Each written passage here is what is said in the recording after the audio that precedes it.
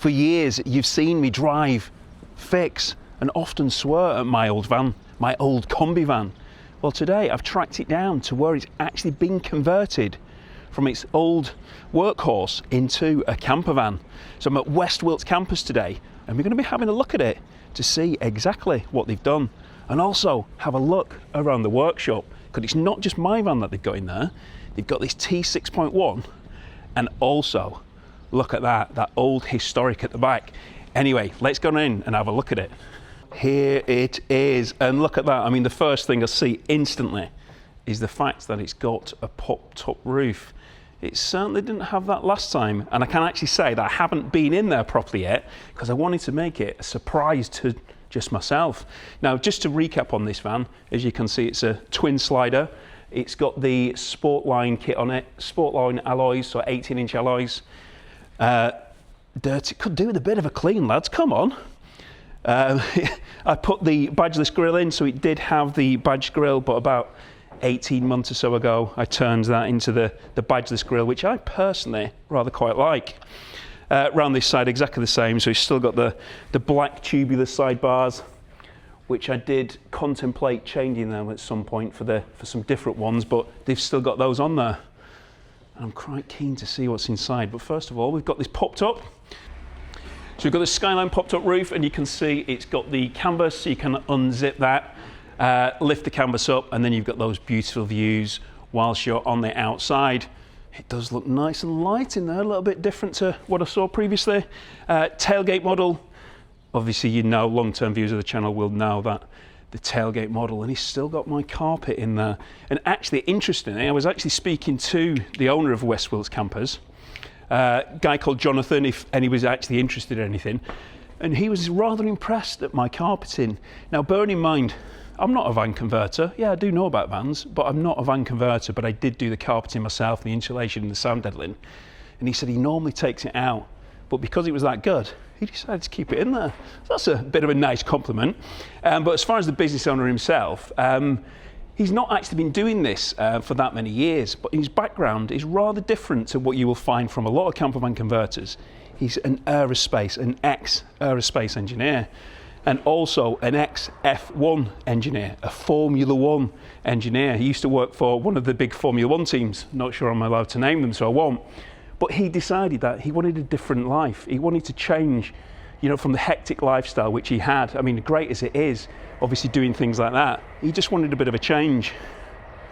And maybe that's somewhere where I find myself now, because I absolutely love doing this kind of stuff. I really do love doing it. Anyway, that's enough about that. Let's get inside the van. So what have we got? We've got a bed. So we've got rock and roll bed, table in the middle, kitchen units all down the side, so the traditional side cabinets. I'm intrigued by this floor. Look at this floor. Ooh. Oh, that may look as though it is twine, but it isn't. It's actually a vinyl floor. That looks really cool. Not seen many of those before. I like that. Side step there with the LED lights. I did upgrade those LED lights a few years ago. Kitchen cabinets, like we said, and in the kitchen cabinets you've got these catches which I like, and you've got your water, wastewater, and your freshwater tank in there. You've got this fridge with a freezer compartment, so to be storing all your food and drink, everything which you need in the van, and Dometic 2-burner hob, so 2 burners for your gas, and then the sink as well. And these nice light coloured worktops. Physical button control panel, so doing all your lights, showing the voltage of the battery, etc. And then you've got this tambour door around here for the storage, with some of the fuses and the cut-off switch, etc. Actually, it's a nice big deep unit, that, and it's got a little drop out down the bottom as well. What have we got down here? Ooh, it's nicely hinged. Nice big storage compartment down there. Yep, rather liking that. And then there is the rest of my carpeting, which I did. And I like the anthracite carpet. I know a lot of people within campervans do like the lighter colours, but for me, it was a personal choice, and that's what I went for. But one thing I really do like about this, what he's done, is this ceiling.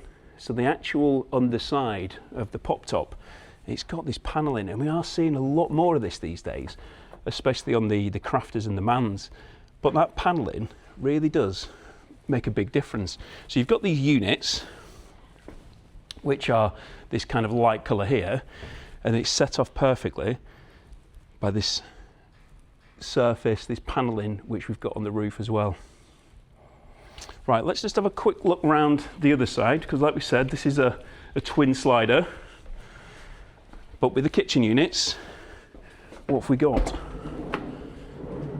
So perfect access into the back for your bits and pieces. This panel can easily come off as well, so you can actually access that, but you've got the fridge there. Nice to see the correct piping being used. This has been gas certificated.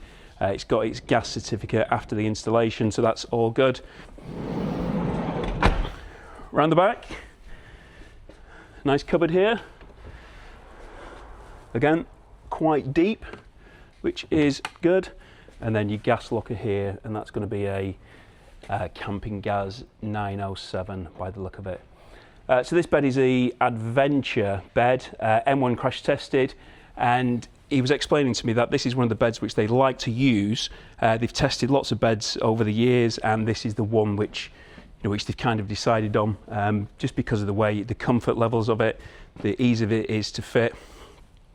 So yeah, so everybody's got their own preferences, and that's what they like to fit themselves. So just to go in the front to remind myself, see that noise? Not all vans sound like that. Very distinctive to my van. It did sound like a lot, doesn't sound like many others. You got the VanX unit here, VanX panel cover. So obviously you've got all your bits and pieces in there. Seats, which actually, to be honest with you, look a lot cleaner and a lot tidier than the last time I actually saw this van. They were a little bit dirty because they had seat covers on them, but because of the seat covers, they were holding the moisture in and they didn't look particularly great. So well done, lads, for sorting that out. And there, I mean, just the standard T6 steering wheel, 6-speed gearbox. So this is the 140 horsepower, 6-speed manual. And yeah, it's just a beautiful van. I absolutely love this van. And it's really strange to be saying goodbye to it yet again. One thing which I didn't mention is it's got electric hookup now. So the electric hookup is under the bonnet. And yeah, it's my old van, which is now going to be somebody else's new van. But one of the really cool things about this whole video and this whole van concept is the actual owner, Jonathan, of West Wilts Campers, has actually followed my channel for many years. He's been following it for a long time, although I didn't actually know that until today when I've actually come here to find that out. So yeah, that's it's kind of a really cool story, and this kind of just closes the loop on the whole thing about my van. Let's just have a quick look around the workshop before I kind of finish off with my final thoughts. So I said West Wilts Campers, they've now started doing a lot of packages. They used to do a lot of custom builds, which I'll come on to in a minute. But this is a T6.1, which they've got in at the moment. They've just done the pop top. So again, it's a Skyline pop top, and inside is a total blank canvas. So completely empty. So this is going to be having one of the premium conversions. So it's going to be having some uprated stuff, some better stuff than which my van has, because obviously my van is an old van, didn't really deserve the best of the best, but this one will have. It'll have the Fiamma awning and a few other bits and pieces, and as you can see, the dash, etc. T6.1, so completely different to what I have in mind, but again, that one is the manual as well. So yeah, so T6.1 camper, so this is going to be one of the packages, like I said, but this is one of the custom builds. What do you think of these? I've got to be honest, this isn't the sort of van which I like. I like everything, pretty much, apart from this generation. Never really, sorry lads, but it's just never really taken to me. I'm sure I could be convinced because I've not spent a lot of time in one, but yeah, it's just something which has never really, I don't know, it's just never floated my boat. The T1, the T2, absolutely perfect. Love the T4, but it's just never. They love this one. Yeah, it's never done anything for me. Maybe one day I could be convinced. There is a garage near me who's putting a V6 in one, and maybe when he's done that, that's when I might actually, yeah, I might kind of like it then. But no, not at the moment. Can you convince me why I should be liking them? Like I say, I liked everything else. I even like the T7, which I know a lot of people don't. Why should I like that? What is it about that what I don't like? Where am I going wrong? What am I missing? Let's have a final recap inside this van. So that is my old van, or this is my old van. Are there any vans which you've sold in the past that you'd actually buy back? But so any vans that you want to see again? It's been strange seeing this. You know, the last time I saw it, it was just a Kombi. You know, it had 3 seats in the back, it had the 2 seats in the front. But now it's completely different. It's totally transformed it. It feels weird. You know, it kind of feels as though it's not my van from the inside, but from the outside, and actually even the smell of it, it still smells like mine. Yeah, I don't really know how I feel about it. It's not often you can get to say goodbye to a van twice. But yeah, here I am actually doing it. And I do miss it. You know, it's been a little while now since I first got rid of it, although I did actually hold on to it longer than I think many of you actually thought. It was still there in the background even though I had my car, because I just couldn't sell it. But yeah, this is going to be the last time. This will be the last time of actually seeing it. So yeah, it is a camper van. And it's going to be better than my £1,000 van. If you haven't seen that series is progressing. It's still not got 4th gear, mind you, but it is getting there.